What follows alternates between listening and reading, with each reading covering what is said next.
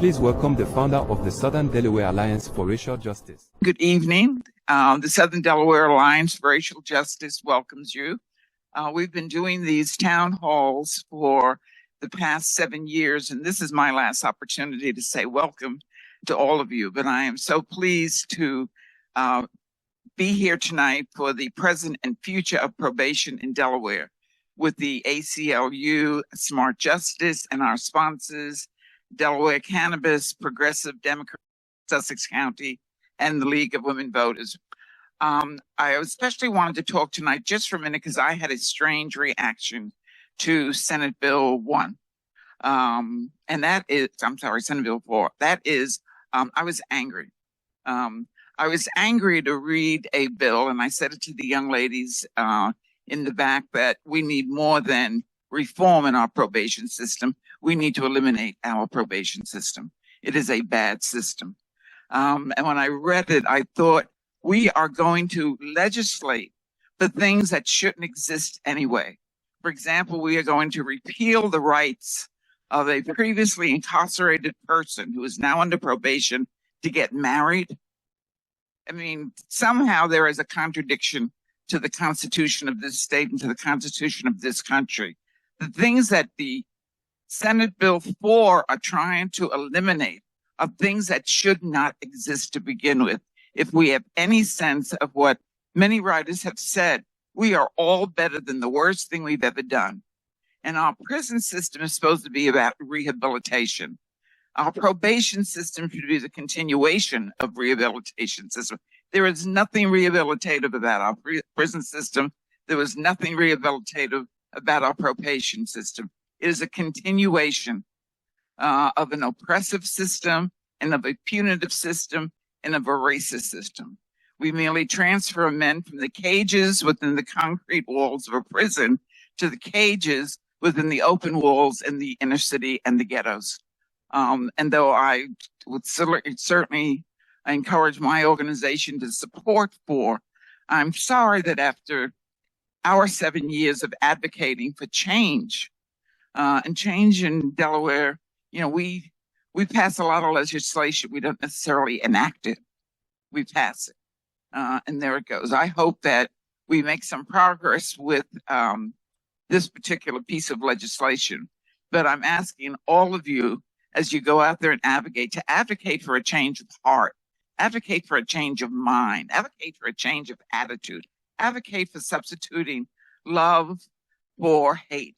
Advocate for getting rid of a punitive, because the most a punitive system can do is continue the trauma that one who has experienced incarceration faces. People are set up, and probation is just a continuation of a system that started in 1619 and continues, but under a different name called incarceration. Thank you. I'm going to turn this over so I can stop being angry about the bill. And turn it over to Clara Licata, who is the official moderator of this particular program. Thank you.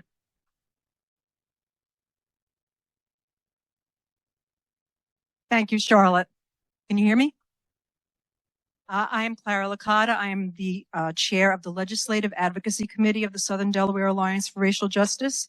And I want to thank you all for attending this event tonight and giving up your time to learn about this very important issue and the legislation that is proposed to help reform it.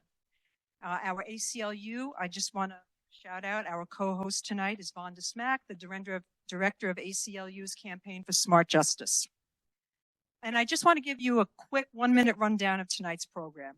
Following me, the prime sponsor for SS1 for SS4, Senator Marie Pinckney, will speak to you. And following that, Charlotte spoke about some of the difficulties probationers face. We have some with lived experiences here tonight that will talk to us. After that, John Reynolds of ACLU will give us some education on SS1 for SB4, which will be the future of probation in Delaware. And we will also have a video message from Lieutenant Governor Bethany Hall Long supporting the legislation. Finally, you in the audience will have the opportunity to participate. You can use action form that is over there with ACLU to ask your legislators to support the bill. and you can follow up with any questions that you might have. And now I'm going to turn the podium over to Senator Pinckney.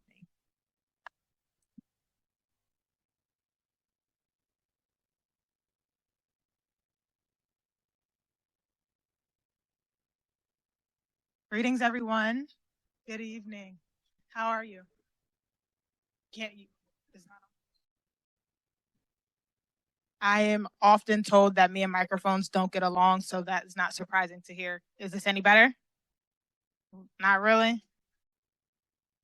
Okay, I'll try to talk a little bit louder. I am notorious in the Senate for being always being told to speak up and speak louder. It's just not my ministry for whatever reason.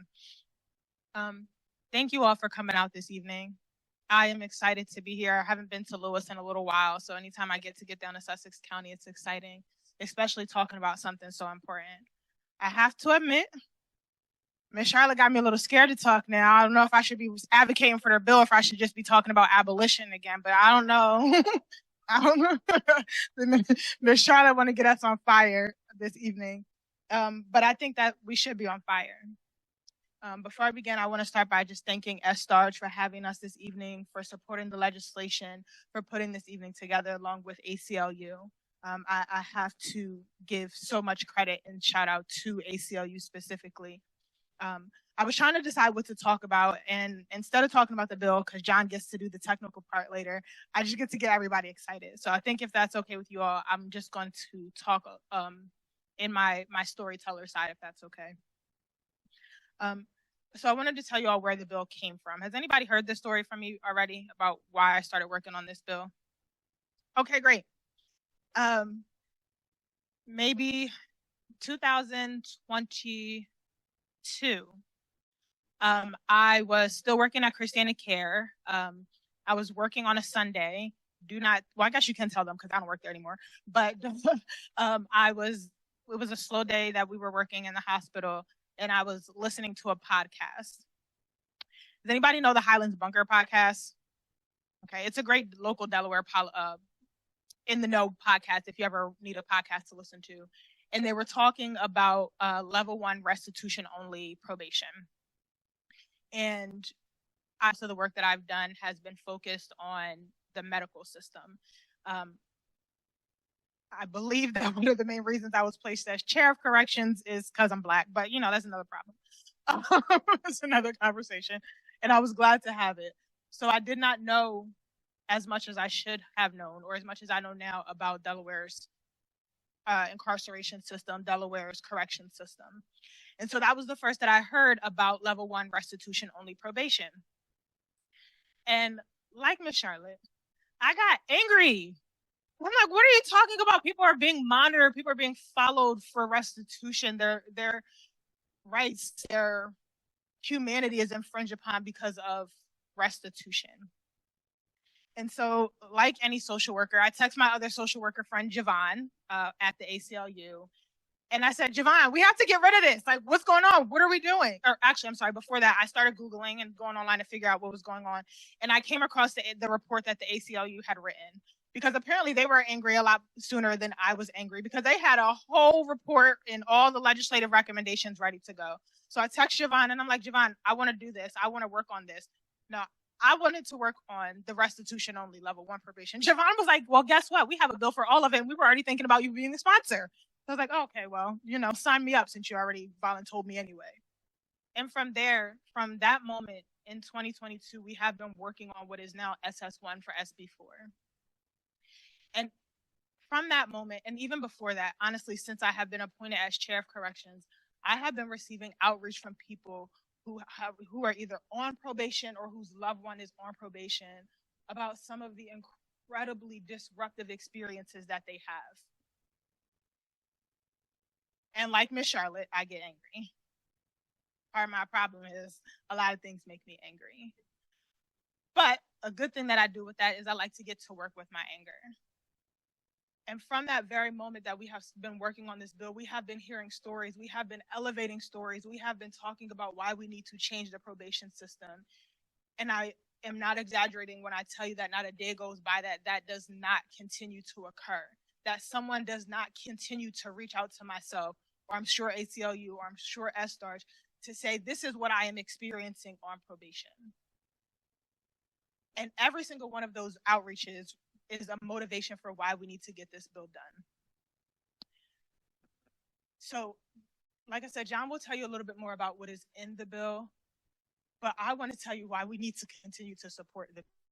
Because we have people in the system that Ms. Charlotte talked about who want to make change, who want to change their lives, whose families want to see them change their lives, and who need the support to do that, who need a probation officer and a probation system that will equip them with the skills and the supports and the resources to come home, to be successful, and to be, again, a productive member of the society that we are welcoming them home to, so that they do not feel ostracized, so that they do not feel othered, so that they do not feel like a burden to their family members. That is what we are trying to do with SB4. That is why we are pushing SB4. I have to give credit to my friends at the Department of Corrections, because we are at a place now. Heck, I'm talking to, I swear I'm yelling right now. Y'all still can't hear me. We are at a place right now. Is that better? Oh, I hear it. Okay, all right. Okay, we're working it. We're cooking with grease, Ms. Sharp. Cooking with grease. We have gotten to a place with SB4 where DOC is at the table with us. And if you know me, one thing you know is I'm not afraid to call somebody out. I will do it in a heartbeat. So if you're getting on my nerves or you're getting in my way, I'm going to call you out for it. But if you are helping me, if you are supporting me, I am going to call you out for that too. And over the last year, DOC has really gotten to a place where they are at the table working with us, where they are helping us get this bill somewhere successful. I am so excited to be able to say the bill is in the governor's recommended budget, so the bill will be funded.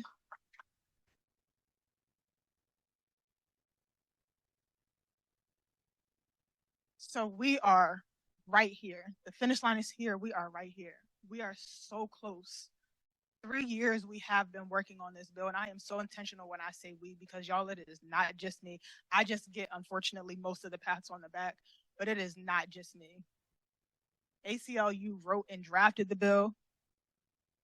SDARJ, League of Women Voters, so many other countless organizations set up these forums so that you all know about the bill. DOC is at the table. The governor's office is at the table. My Senate colleagues and House colleagues are at the table. I am so confident in saying that we are getting this bill passed this year. But that does not mean that we get to walk away skipping. So before I hand the mic over, what I am going to ask of you is that we continue to do this march all the way to the governor's office with this bill. So if you take a look at the bill and the person that represents you in legislative hall's name is not on that bill, they need to have an email by this time tomorrow telling them that their name needs to be on the bill. If their name is on the bill, they need to have an email by this time tomorrow thanking them for being on this bill. We are hoping to get it back on the Senate floor when we come back from JFC break in March. And then it has to go over to the House, and it has to get through committee in the House. So if your House member's name is not on the bill, they need to have their email tomorrow, and then they need to have that email again when it gets to the House committee to remind them to release it from committee. And then you can do the same thing when it gets to the House floor, and then you can do the same thing when it's time for the governor to sign it. And then we will celebrate at a bill signing when we get this bill done. And then we will rest for like 2 minutes and we will work on the next thing, because once we get this done, there is still plenty more to do. We are not done here. We will continue until we have either abolished the system. Don't tell anybody that I said the word abolition, except tell everybody that I said the word abolition. Until we have abolished the system, or until we have a system that works for everyone, until we have true rehabilitation for people who need it, and the supports within the system that allow people to truly have rehabilitation. So I will be quiet and turn the mic over, but I just want to thank you all again. Thank you for coming out this evening. Thank you for taking the time to support this legislation, and continue to march with us until we get it done.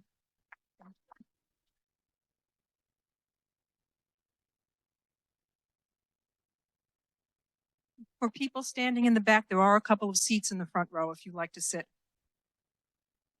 And now we're going to hear from people in the community to talk to us about their experiences. Good evening. My name is Asa Johnson. I would like to start off by saying on probation in July 2017. And it was a rocky start at the beginning because I had just got a job, a good job. And I was trying to figure out a way to make it to work and also see my probation officer, which is a must. You don't want to miss a lot of appointments. If you miss one or two, then there's a chance of you being sent back to prison. Apparently, mine ended with a silver lining. I was audited, good behavior and everything that I had transformed to from coming out of serving a 20-year prison sentence. Celebrate 7 years, July the 7th of this year.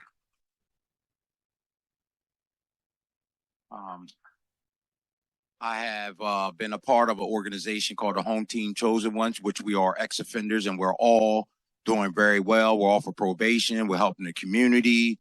I'm one of the touch guys that deal with a lot of guys inside the prison and also outside in the communities, and I have heard a lot of reports. This is just secondhand information, but some people on probation feel retaliation would be something that they would get if they would speak their mind or from their heart or what they were going through. But some cases that I have heard was that getting to probation and waiting 3 or 4 hours to see a probation officer, being there at 9 o'clock, and they have to be the work, and the traveling. Some people had to walk a few miles and those type of things. So we would try to get some assistance. But I will support this bill, and I will be in contact with my legislator. Thank you. Good evening, everyone. My name is Chris, and I'm a Smart Justice Ambassador with the ACLU, and I just want to do some reflection as far as probation. Probation in criminal law is a court-ordered period of supervision over an offender, not a PO's order. And the goal is for probation is to rehabilitate offenders and help guide them back into our communities productively. Our experiences with Delaware probation system has long held offenders and their families hostage with unreasonable violations, prolonged indefinite probation terms by POs, as well as documented retaliatory practices and constitutional violations. The hostile tactics that probation is currently using is failing to make citizens safer. Instead, it's breaking down our communities even further. The passing of SB 4, SB 1 would help lower the prison population and save taxpayers $40,000 plus a year per inmate. Those dollars could be used for outside programs, such as helping offenders get their high school diplomas if they don't have them, literacy classes. We have a lot of probationers that are illiterate. Trade opportunities, creating inclusive grants for 2-year colleges. We could do a lot. And also the mental health accessibility. Sorry about that. You know, PO should check on the mental health of probationers instead of curfews. Mental health is a big issue. We fail to take into account the mental toll that probation and incarceration has on the offenders and families that are making valid efforts but are being held back by overzealous POs and the broken system. Without real reform, this cycle will continue and our communities continue to break down. We spend more money to incarcerate than we do to educate. And I would like to leave you with this. Our past don't reflect our futures, and our mistakes don't define our character. Thank you.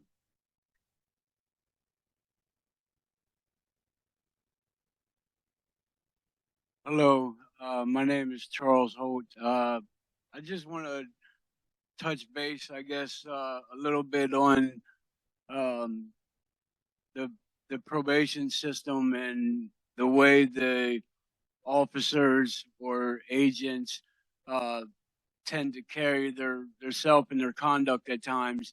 Um, a lot of them are extremely strict, and a lot of them uh, automatically are looking for ways to penalize you rather than help you succeed. For example, I have 4 siblings, and unfortunately, in the past, we've all been part of the legal system, and we've all had some problems with the law. So I hadn't been on probation in Delaware for 20 plus years, but upon returning to the probation system, just because of my last name and probation officers and whatnot, knowing my family's history and my family's last name, as soon as I walk in the door, there's a preconceived notion about who I am and what I'm going to do. So about a year and a half ago, I was on an interstate compact from Maryland to Delaware. And unfortunately, at the time, we were going through some hardships. My family and I were living at a local motel. It was just me and my son there one day when my probation officer knocked on the door. I opened the door. She seen me. Hi, how you doing? She left. Never thought nothing else about it. Well, apparently, while the door was open, she must have seen some toys on the floor, maybe a little pile of dirty clothes or something. She took it upon herself to notify Department of Children and Family Services, which opened another door and created much more problems and snowballed effect that into a lot more than what it should have been. Because she just seemed that, I don't know what, maybe it wasn't what she wanted it to be, or it wasn't up to par to her. But nothing ever came of it, you know. But what I'm saying is they tend to overstep their boundaries. They tend to go above and beyond to try to push you down and put you down and hurt you more than what they do to help. There's no reason for anybody to be incarcerated because they missed a curfew by 2 minutes, or because you're going to lose your job if you don't come to probation at exactly this time. And then when you get there, you sit in the office in the waiting room for 2 hours. They see you for 10 minutes and let you leave, and that just costs you your job. So things definitely need to change. Thank you.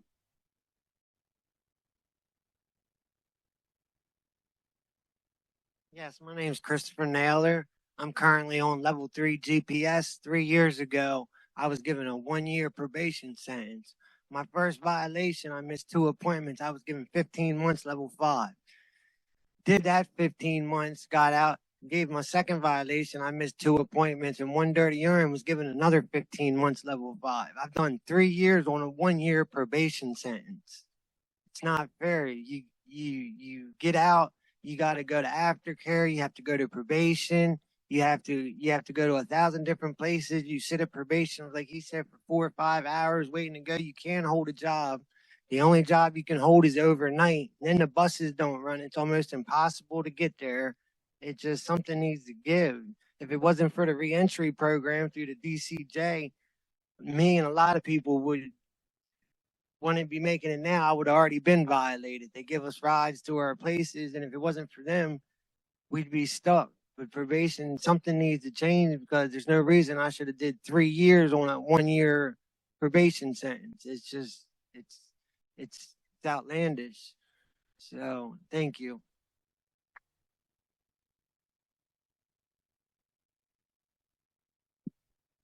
Hello, my name is Janice Brown. I'm a current resident of Sussex County.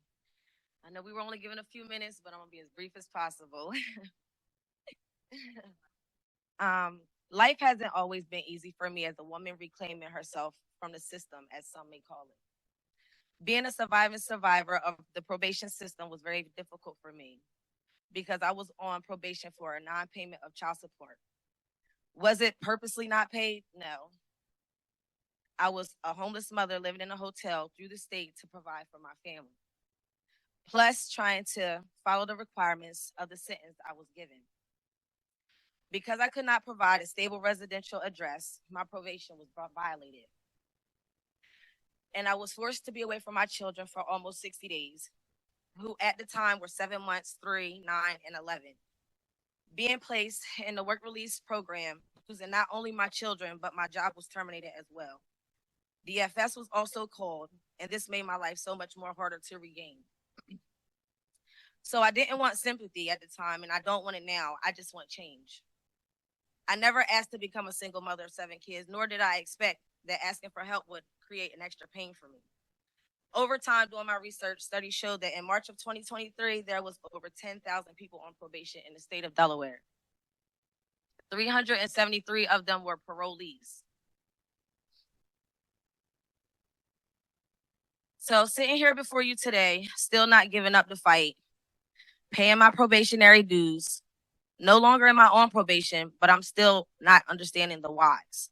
So I vote today, yes, to the future of the change of probation requirements against homeless, nonviolent offenders.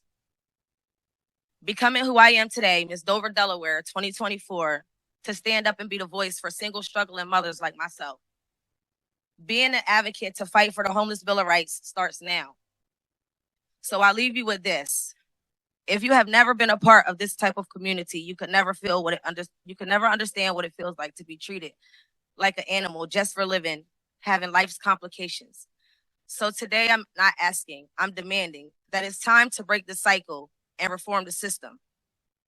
Blow up the emails of your local senator.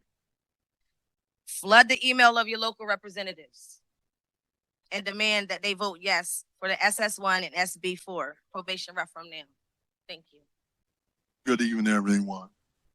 I know a lot of people here for different reasons, but the thing is, when I think about reform, reform means change, and it's time to bring change. And the way we can bring change is work together. I know a lot of times we hear a lot of bad things. Let me just tell you a little bit of my story. At the time when the system was affecting me, you hear me good now, man? Okay, thank you. When the system was affecting me, I felt like I lost hope. I lost the confidence, but I had to realize that even though I was going through, I can get through the situation. And one thing that I realized, everybody is not trying to destroy us, trying to torture us, but it is some people that needs to change. And the system do need to be reformed. But let's do it together. Not just look at one side. Let's see both sides of it. Because it's good people on both sides. It's people who want change and people willing to give change. If they wasn't, I'm not going to pinpoint you. You wouldn't be here right now. And that's the purpose of us being here. We all have a lot of hurt. We have a lot of pain. We have a lot of anger. But we have to put that to a side. Because we are the people. If we want change, we have to be ready to yield and submit and be willing to work together. Thank you. My name is Kevin Andrews. I'm sorry. Thank you. And now I'd like to turn it over to John Reynolds from ACLU to educate us about SS1 for SB4.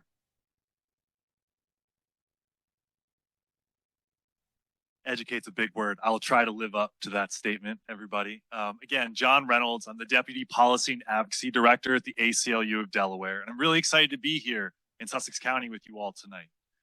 This issue of probation, very often when people think, obviously the largest amount of people in our state live up around Wilmington, but the challenges around our probation system, many of them are very specific here to Sussex County. We already had some folks talk on it. As you all know, as folks who are at least down here today and possibly and likely live in Sussex County, challenges of things like traveling to state service centers where some appointments may be, the transportation required to get there, and the time required to get from place to place is a significant challenge for many people who just reside in Sussex County, let alone those who have additional barriers they face related to probation. So what is SS1 for SB4? It is a bill that is trying to recognize these challenges and propose ways that we can both recognize things that DOC has been doing to try and move us closer to a system that's easier for folks to navigate and closer to fulfilling that goal of probation, of assisting people in returning home, of reestablishing their lives and avoiding new interactions with the criminal legal system. And it's about recognizing that while also looking to other lessons we can learn from other places that have taken steps towards creating probation reform or surveillance and parole in some other states too, that is both effective to achieving those goals and helps people in reality meet the conditions that are imposed on them as part of probation. So I like to say that there's really, if you know nothing else about the probation reform bill, you should really know two things. The first one, and speaking to many of the stories we heard tonight, and thank you again for sharing your experiences, is we need to treat people as people, right? We need to recognize individuals who are in our probation system and not decide that everybody in probation is the same and should be treated exactly the same. So that is recognizing and customizing the conditions of probation to meet both whatever it was, whatever the circumstances were that put somebody in the probation system in the first place, and their needs as they re-enter, either from incarceration or from that moment of conviction, to create a pathway for success. We don't want probation, as it's too often, not just in Delaware, but in our country, to be a cycle in which people are incarcerated, released on probation, reincarcerated, placed back on probation, reincarcerated, and maybe eventually that cycle breaks, but it goes on for too long. So one of the top ways that we at the ACLU and working with Senator Pinckney identified is, let's try and make sure that we don't create that cycle in the first place by imposing unnecessary conditions that either aren't relevant to the crime that the person was convicted of in the first place, or don't speak to the challenges that they will face as they try and navigate those conditions. So that means looking at, if we're going to require people to travel to many different programs and locations, evaluate what is that person going to need and what are the possibilities they're going to have to actually make it there. If we require folks to be three places at once, or three places in too tight a time frame, especially down here in Sussex County, where it may take a few buses if they're running at all, how are they going? How are they going to meet those conditions? So it's on that front end. Let's make sure that as we're setting up a probation system, we're setting one that treats people as people and customizes the conditions of their probation to speak to what is necessary to help them as they reenter. Now, the second thing I want everybody to know is that SB 4 is looking to restrict how we use incarceration in response to technical violations. You'll hear me say the words, and many of us around SB 4 will use the words technical and non-technical violations. Non-technical violation is anything that is the commission of a new crime while someone's on probation. A technical violation are all the other types of conditions that are not necessarily the commission of a new crime that are placed on somebody as part of probation. What SB 4 is looking to do is not only personalize the conditions on the front end, but make sure that we're not imposing incarceration unless it, number one, is absolutely necessary as a last resort and is the least restrictive means as a way to address those conditions.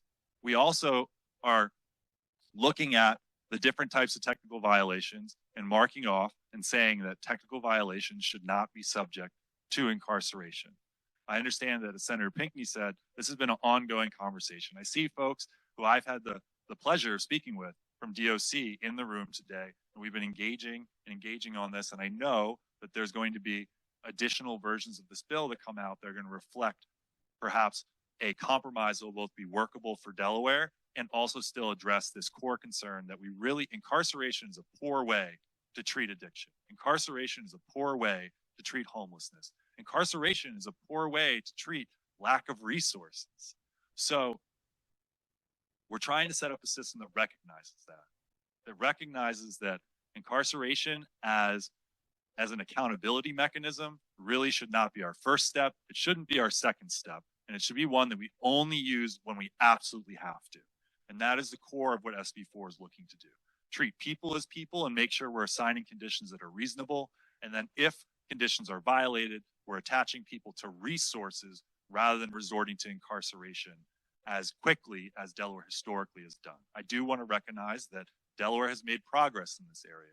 Previously, we were one of the worst states in the country in terms of how we incarcerated people on probation.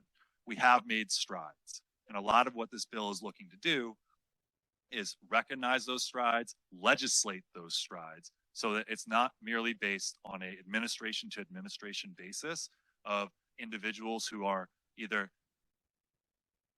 elected as governor or heads of agencies at any given time to create policies, but instead legislate this because we know this is the right thing for Delaware. We know this is the right thing for Delawareans as a whole. We know this is the right thing for our friends, family, and neighbors who are navigating the probation system today and in the future. So those, I think, are the core things I really would like people to know. The other things that were referenced actually by Ms. King at the very beginning, we're also seeking to address some of those things in Delaware's law that really stand out as quite strange and ridiculous. Like the idea of somebody on probation needing to get the approval of their probation officer in the court in order to get married, right?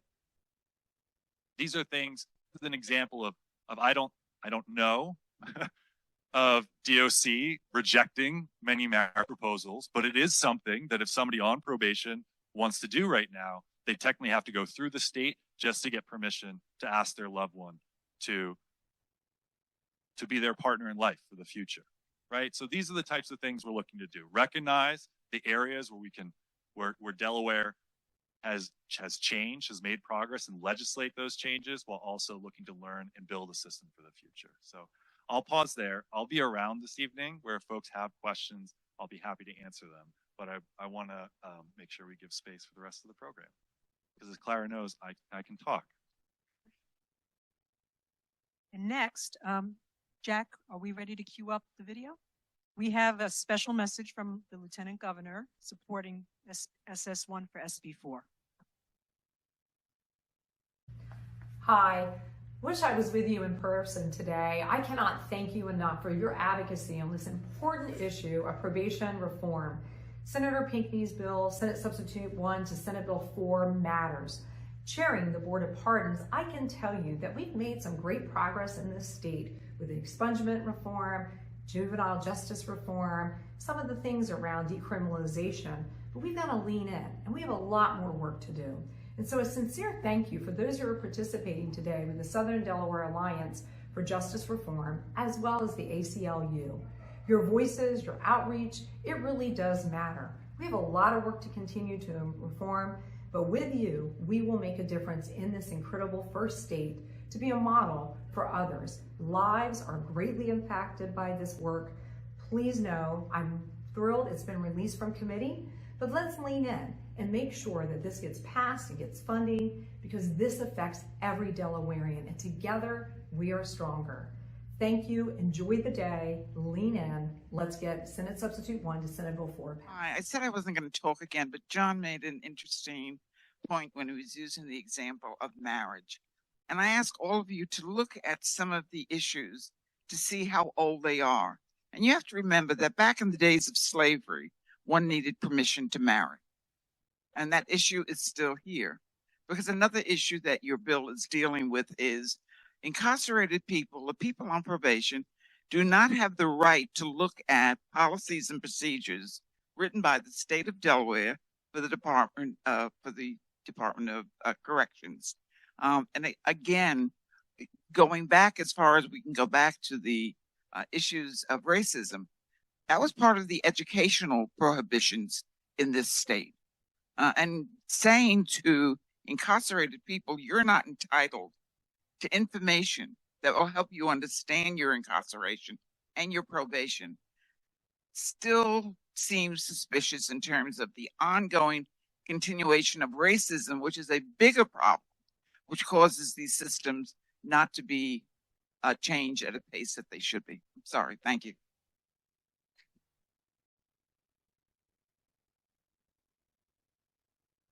Okay, what we're going to do right now is this is our community engagement. So if you are someone who is in our audience and you have something that you want to say, excuse me, and you have something you want to say, now is that time. We will have someone from SDART walking around with the mic. Just raise your hand. and we'll come to you. All right, we'll start with Leslie first, then we'll go to the back there. Yes. So, first of all, thank you for sharing your stories. They were devastating, actually. And in the face of that, my question is going to sound a little crazy. But did any of you receive any benefit whatsoever out of the probation process in re-entering your communities?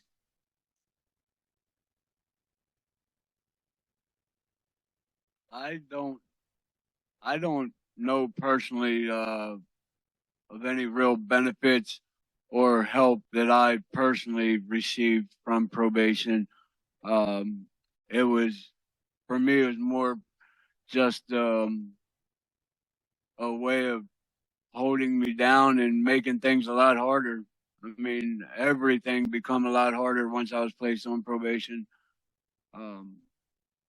And there were nobody there at the probation office or any officers who were willing to help with anything. It was just, you got to do this, you got to do that, you need to be here, you need to be there, and that's that. There was absolutely no leniency in my experience anyway. Asa Johnson.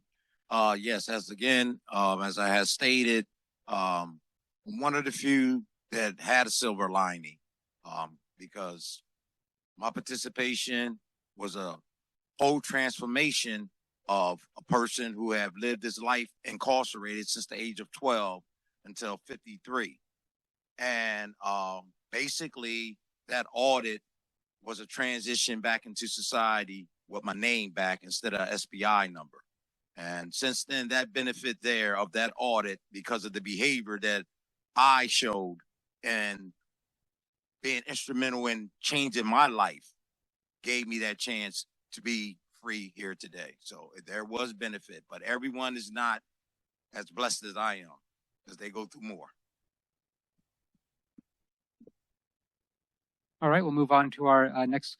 Actually, really quickly, just to speak to that too, I think as was just shared here, obviously probation is not necessarily a singular experience for everybody, right? And that's part of what we're seeking to do, is change a system that's too often punitive and emphasize that this should instead be set up as a system of support, right? Probation doesn't have to be centering punishment and saying the priority of probation officers is to punish people for violations. It can instead be a system in which is identifying challenges and identifying the supports people need and ensuring that they receive them, and doing the best to support people, and knowing that that may not always be seamless. Returning from incarceration is not a easy process. It's not a trauma-free process. And there's a lot of things that can be happening in those moments. So it's not saying that everybody leaving incarceration will always have no problems if we create a more supportive probation system, but it's about centering the idea that our system should focus on those supports, should prioritize those supports, and not prioritize the punitive aspects that have historically been such a large part of this system, and unfortunately such a large part of the culture around probation. So yes, we do need to create legislative change in the hopes that also this legislative change will spark that kind of refocusing of what is this system for.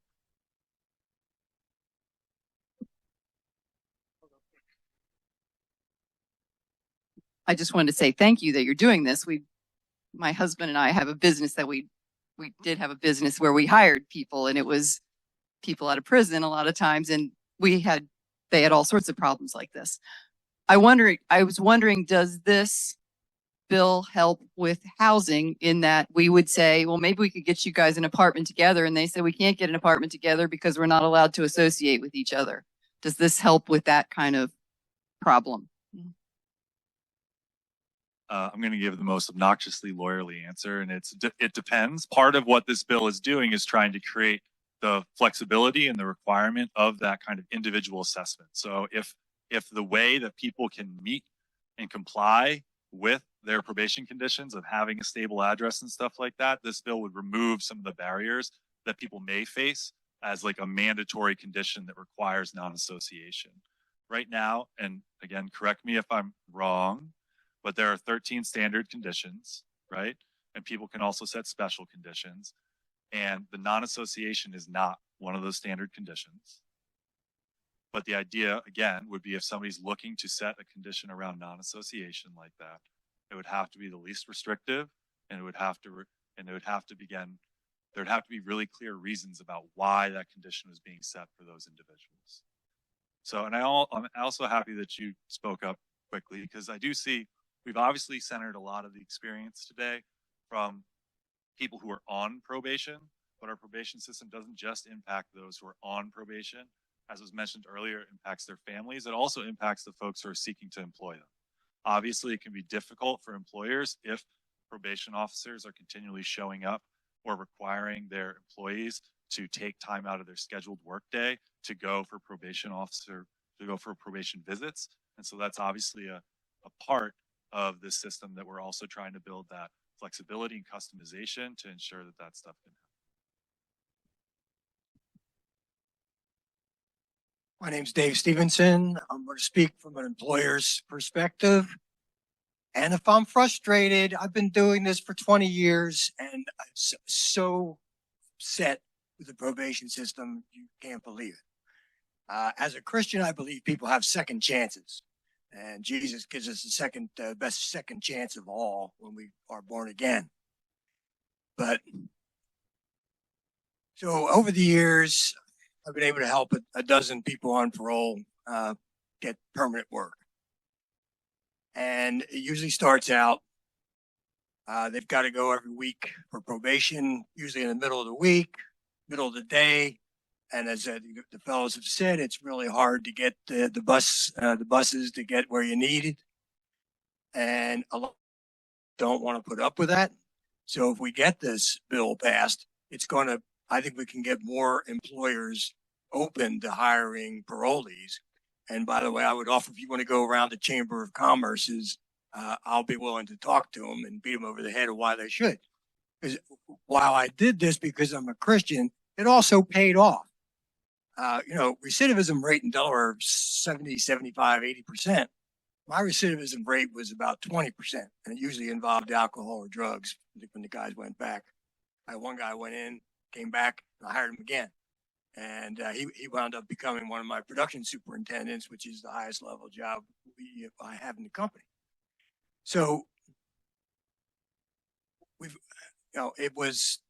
it takes time away from work because I made sure the guys got back to and back from probation. Some of them needed help with the rent because they didn't have family support. A lot have come out with no driver's license, which should be in this bill. They ought to come out of incarceration with their driver's license because that's a big problem too. So, sorry, it's just been so frustrating to deal with this. So, managed to help all these folks, and I would like to help with this bill. I currently work for a public policy foundation. I'm in Lake Hall all the time. On the conservative side, so I partnered a couple years ago when we got those bills passed on changing the correction system. We need to go into the Republican side so we get bipartisan support. I have a lot of Republican legislators that listen to me. So if you want to partner, I'll be happy to do that. I'll be happy to partner with you at Chambers of Commerce to get other people working on this. This bill has got to be passed. Thank you.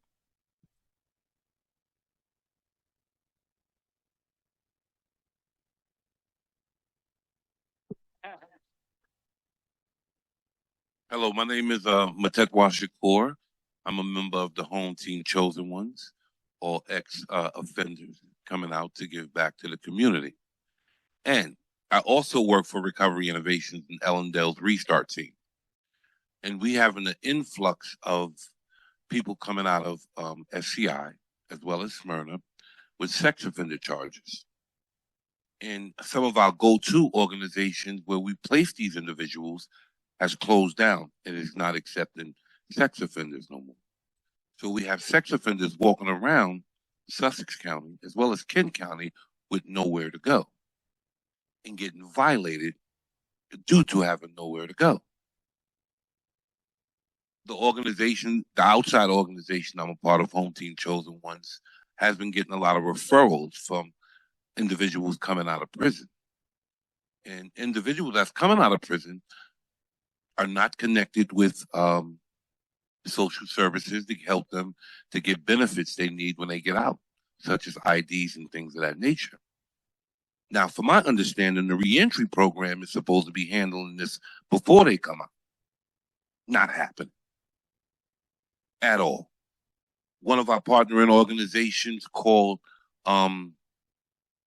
Higher Ground in Georgetown have an influx, and it's a daily program. It's not an overnight program. It's not a shelter. It's trying to help the best they can, but they're not winning this battle. And we've been waiting for somebody to come through to start recognizing people that's coming out of prison to give them the more help that they need to be successful.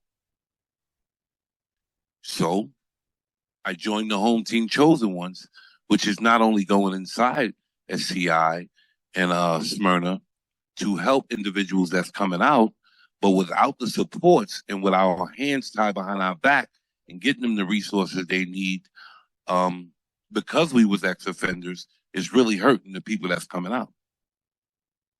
But we're not going to quit. The Home Team Chosen One is an organization that was created that's in Newcastle County, Kent County, as well as Sussex County. We meet on a monthly basis to come up with ways where we can help people that's coming out that's incarcerated. I know as an organizational worker now, a lot of us that came out of prison in the state of Delaware has been doing a lot of work in Kent County as well as in Sussex County by getting individuals placed. I think we have a real big problem when it comes to housing people that's coming out of prison. So the only recourse that we have to place them is in shelters. And when it's cold, cold purple shelter. No address, no stability, and it's really getting hard. And we do need your help. And I will be supporting your bill. And I'll be making sure that everybody in my organization will be supporting this bill as well. Thank you.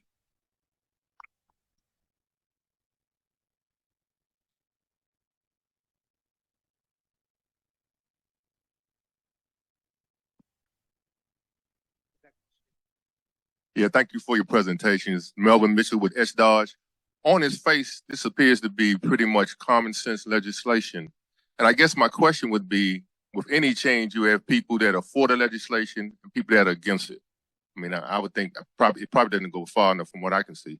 But my question is, who's opposing the legislation? Who are the folks that are against it? You mentioned that you're working with DOC. You talked about all the partnerships. But what is it, just the vestiges of racism? Or what is the parole officers trying to stay employed? Who are the folks that are opposing legislation?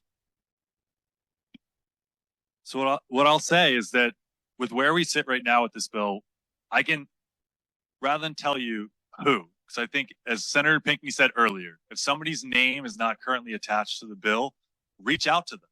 If that's your senator or representative, reach out to them. Some of the core questions we had around the bill, though, first was about how much it would cost. Senator Pinckney engaged in a lot of really difficult conversations to nail down exactly where all these costs were coming from. And SS1 for SB, sorry, I'm using all these letters and numbers. Let me break down what SS1 for SB4 stands for. SB4 is Senate Bill 4. That's the original bill that was put forward. SS1 is Senate Substitute 1 for SB4.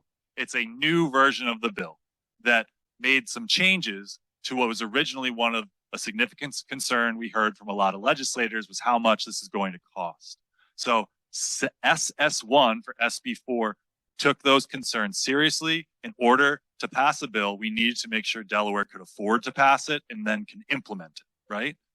It's no point in passing a bill that people can't implement. So SS1 for SB4 targeted a lot of those highest cost areas and found ways to remove those while still making sure we're taking strides forwards to reform the system in necessary ways. So with that addressed, I'd say we're going to find out a lot in the next couple weeks about where members of the Senate and members of the House fall on this bill. We've addressed and are continuing to address a lot of the sometimes tricky questions and conversations. And I anticipate that as the General Assembly returns to session in March, that this bill, as Senator Pinckney said, will be there and ready to be voted on very early in the session. So now is a really important time to be doing this outreach, to be engaging people, to be making sure your voices, your questions, and your desires are being heard by your representatives. Because if this bill is important to you, if this bill is important to others in your life, the power we have as constituents, as voters, is to have our voices be heard, to do that outreach, rather than assume that people are just going to do what may seem like common sense. Legislators are always going to be more likely to do something that you think is common sense if they know you're right there behind them, cheering them on to do it, right? So that's what I just wanted to say is as everybody in here, like that is our ask. And Vaughn is going to go and tell you a little bit more about how you can do that and some of the ways we made it a little easier for you to do that. But that's really the important step here, is not so much just to focus on who, because the opponents haven't come out necessarily this bill and clearly said, I oppose, I oppose, I oppose, right? This bill is going to be voted on in the Senate. And the idea, there's been other bills that have moved related to our criminal legal system, like expungement bills in this state that have passed unanimously through some of the chambers. And the idea, at least in Delaware, of addressing some of our challenges related to the criminal legal system, it doesn't have to be a one-party approach to this. There's been demonstrated in Delaware that we're willing to engage. So regardless of whether your representative or senator is a Republican or a Democrat, if their name's not on that bill, and you think they need to hear about it, I think they need to hear about it because it's something we need to resolve across our state.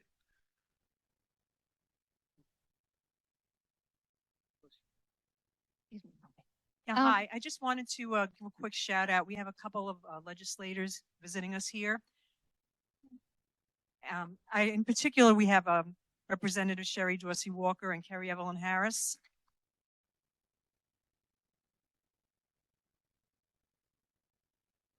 And I know the House session ended late today, and we especially appreciate you making the trip down from Dover to Sussex County to join us. We also have Senator Russ Huxtable as well as Senator Pinckney. And I don't think I'm missing anybody else. Yeah, I did. But thank you. And we have a county official, Mark Schaefer. Is he still here? Okay. But thank you for making it.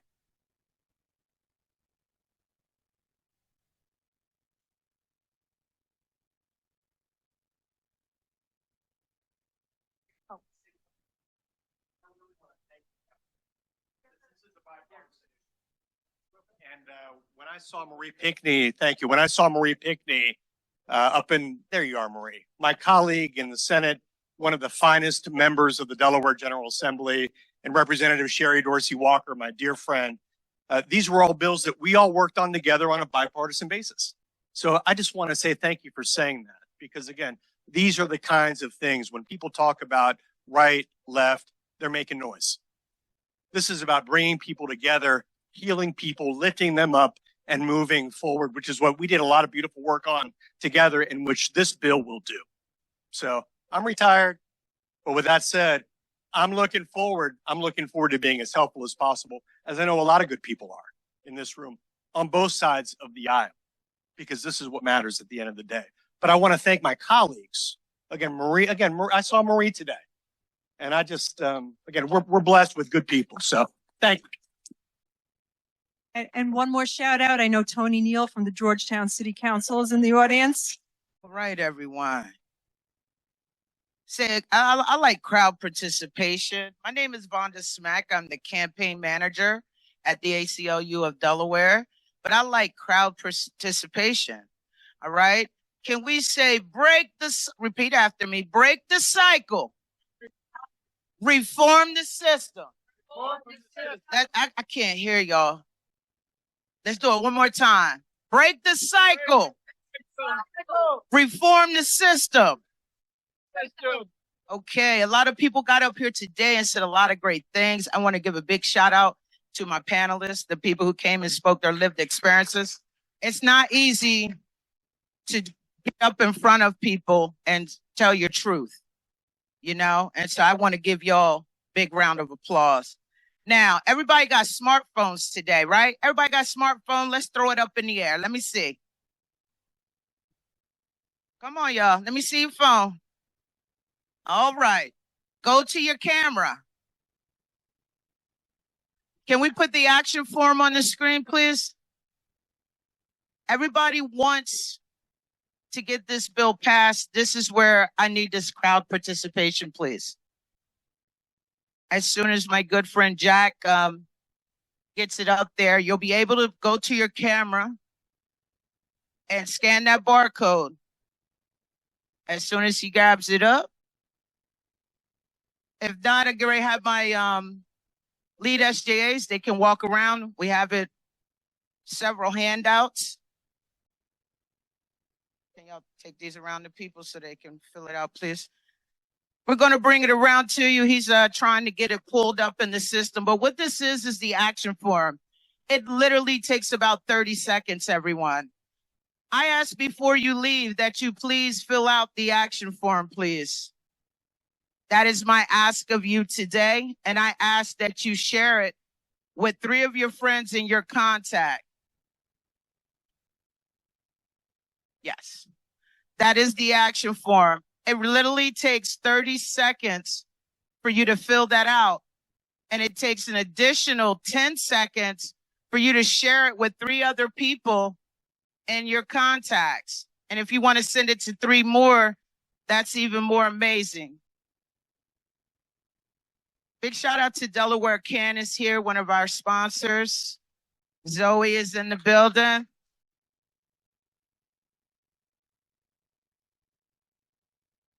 There we go. There's the barcode. All right. Is there anyone who needs help or assistance with filling it out? Okay, hold on. Can I get someone over to help this gentleman here for me to get to the form? We got you. There's a lot of us around. We got you.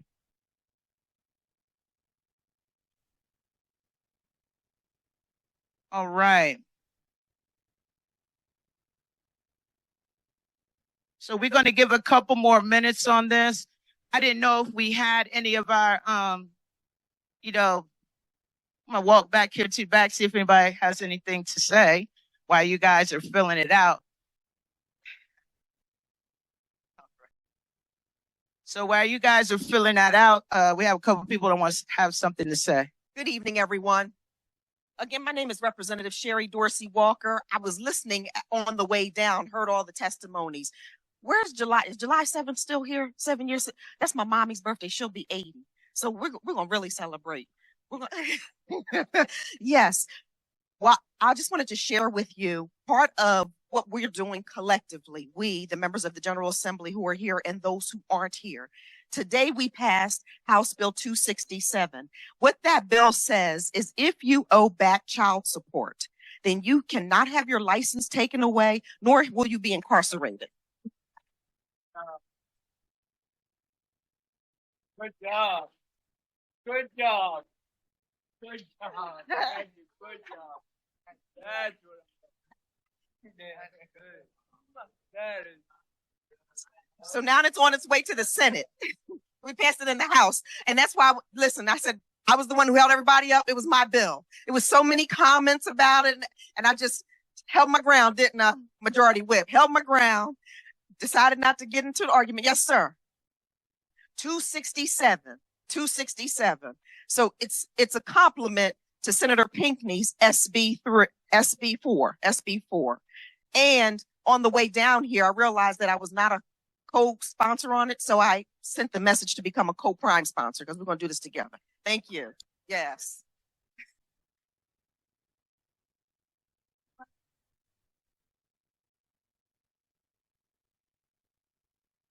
Thank you, SDW.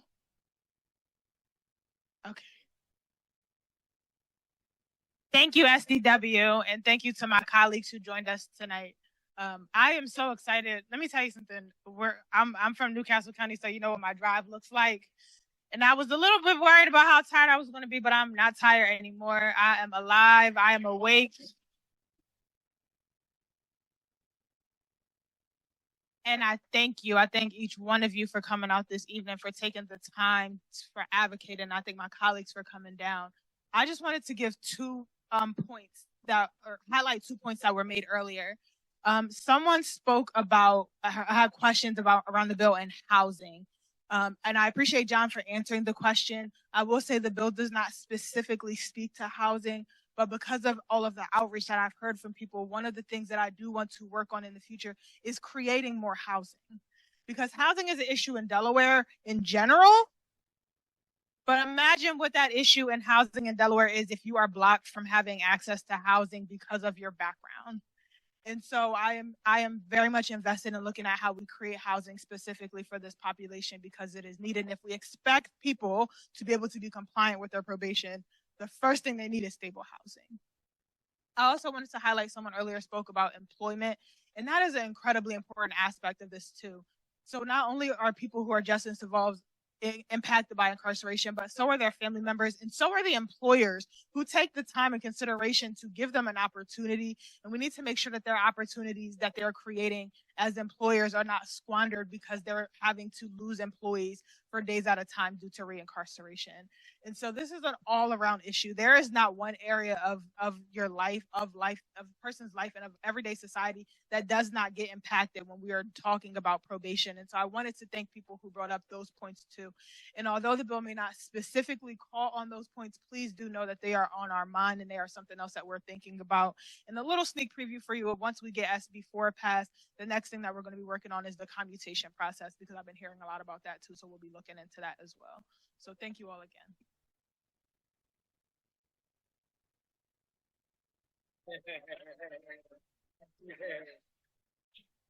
I don't know about y'all, but I'm feeling good.